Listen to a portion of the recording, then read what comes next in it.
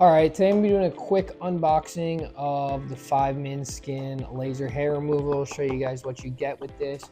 So let's get this thing out of the box. This is a nice sleek box here, but it's tough to open up. All right, so there it is. Here's what it looks like when you get the product, when you open it.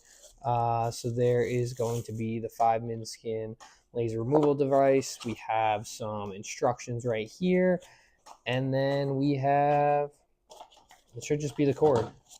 Oh, there's some other stuff in here as well. Okay, hold on. So there's the cord. So that's how you plug it in. Whoa! That's how you plug it in to turn this thing on. Then we also have a razor. So just kind of like a standard disposable razor.